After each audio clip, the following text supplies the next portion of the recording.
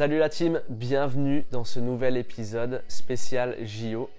On est à un petit peu moins de 10 jours du début des Jeux Paris 2024 avec le surf comme discipline officielle.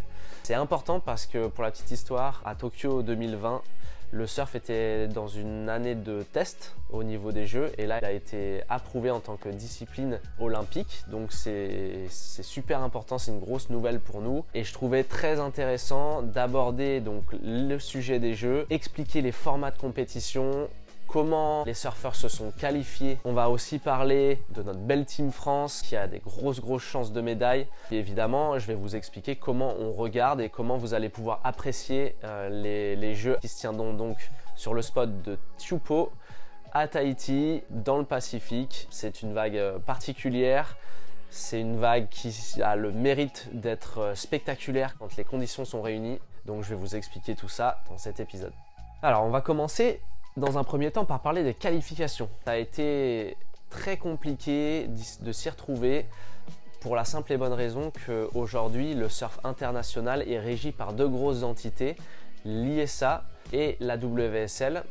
Pour simplifier tout ça, la WSL c'est la référence du surf professionnel, compétition individuelle, et l'ISA c'est l'organisme qui organise les grosses compétitions par équipe, les championnats du monde ISA. Chaque pays envoie une sélection de leurs meilleurs surfeurs et les championnats du monde junior. Donc c'est deux entités qui cohabitent ensemble et qui ont le même but, la promotion du surf dans le monde entier. Aujourd'hui, ils se sont ralliés pour pouvoir proposer une liste de surfeurs éligibles pour les Jeux Olympiques. Ça s'est passé avant Tokyo 2020 et encore cette année pour les JO de Paris 2024. Il faut savoir que le format va se présenter de cette manière-là, 24 hommes, 24 femmes qui ont été sélectionnés par des compétitions ultérieures. On va y retrouver les championnats du monde ISA, mais aussi le circuit mondial WSL, et donc à partir de ces classements là la qualification des surfeurs de différentes régions. C'est pour ça qu'on retrouve principalement des surfeurs du WCT qu'on connaît et qui évoluent sur le circuit pro toute l'année, et aussi des surfeurs qui eux viennent de pays un petit peu moins connus en tout cas au niveau du surf et qui ont réussi à décrocher leur ticket pour Paris 2024 via les championnats du monde par équipe en 2023 d'ailleurs et 2024. C'est un mix des deux années. Ensuite, il y a eu quelques places qui ont été accordées pour le circuit panaméricain. Donc ça, c'est le circuit de l'Amérique latine. Là, il y a eu une place homme, une place femme qui ont été attribuées 2023 et 2024. Le format de compétition, quant à lui, sera sensiblement le même qu'une épreuve WCT, à savoir un premier tour à 3 surfeurs. Le premier avancera directement au troisième tour. Les deux autres seront au deuxième et on retrouvera des séries à 2 jusqu'à la fin de la compétition.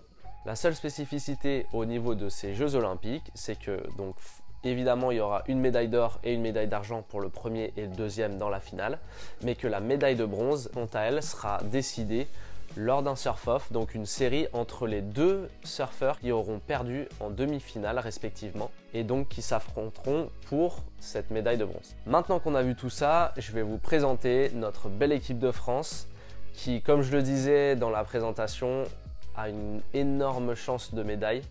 Pourquoi? Parce qu'on a deux spécialistes du spot, donc spécialistes de la vague, deux Tahitiens. Le premier, c'est Kaoli Vast, vous l'avez sûrement vu lors d'interviews sur Quotidien ou sur les réseaux sociaux, dans les magazines. C'est un petit prodige du surf tahitien, spécialiste des grosses vagues.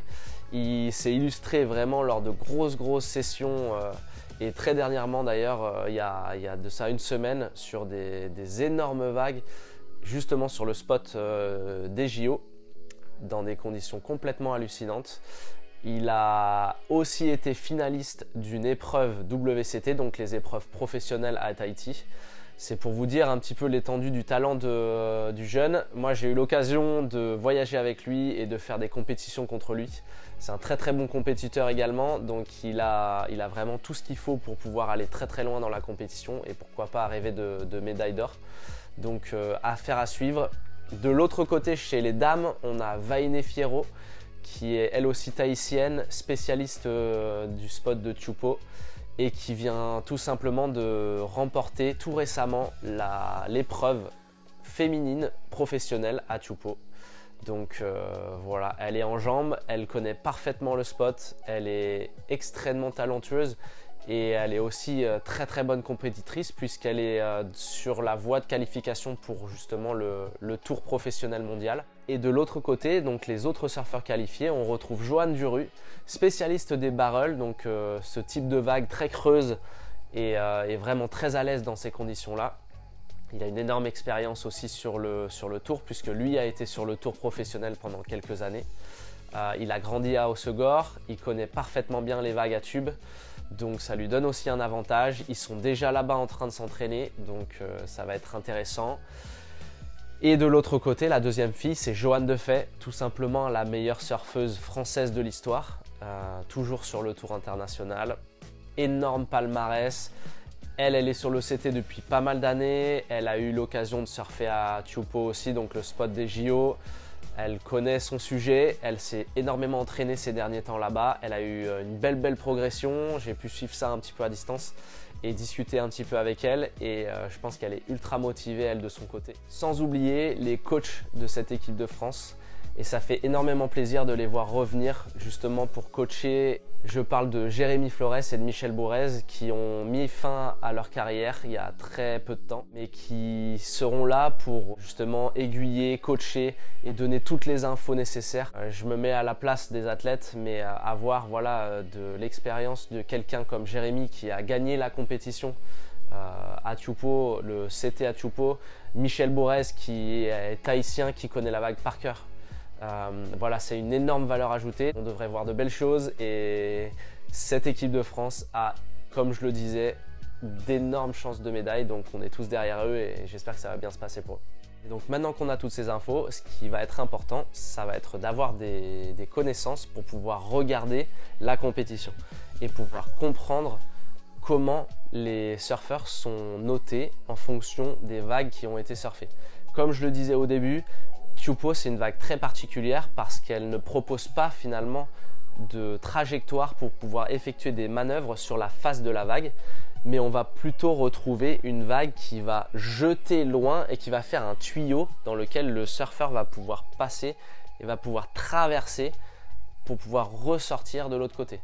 Ça, c'est très spécifique. Pourquoi? Parce que Tahiti, c'est une île entourée de barrières de corail. En fait, la houle qui arrive du Pacifique ne rencontre pas d'obstacle avant de toucher la barrière de corail, donc elle n'est pas freinée et donc toute la puissance de la houle vient se concentrer dans cette vague. Ce que vont regarder les juges pour pouvoir faire la différence entre deux vagues, ça va être principalement la taille, la largeur à laquelle la vague va jeter. Ça va témoigner aussi de la difficulté et de l'engagement du surfeur dans cette vague-là. Et ensuite, ils vont regarder aussi la longueur du tube du surfeur à l'intérieur de la vague. Ça témoigne de la technique du surfeur à pouvoir se maintenir à l'intérieur et à gérer sa vitesse. Et ensuite, ils vont regarder aussi la profondeur. Parce qu'il faut savoir que plus on est profond, plus on prend de risques. Parce que ce phénomène, quand la vague jette au loin et casse derrière, va ramener de la mousse, de l'eau et créer un tourbillon à l'intérieur qu'on appelle foam ball qui va venir déséquilibrer le surfeur et toucher la planche et le faire tomber. Donc toute la technicité de l'athlète, ça va être de se positionner à l'intérieur de la vague, assez profond pour pouvoir avoir de la longueur et optimiser la longueur de la vague et pas trop pour ne pas se faire déséquilibrer et tomber. Voilà, c'est tout pour moi pour cet épisode. J'espère qu'il vous aura plu. N'hésitez pas à m'envoyer vos questions en commentaire. J'ai évidemment essayé de faire le tour du sujet, mais j'ai sûrement oublié 2-3 choses. Donc n'hésitez pas, je prends toujours du temps pour répondre. Et voilà, et je souhaite à tous 2 belles semaines de sport. Ça va être chouette, c'est un super bel événement. J'espère vraiment que les conditions seront au rendez-vous et je vous invite à aller soutenir la Team France et je vous dis à bientôt pour un nouvel épisode.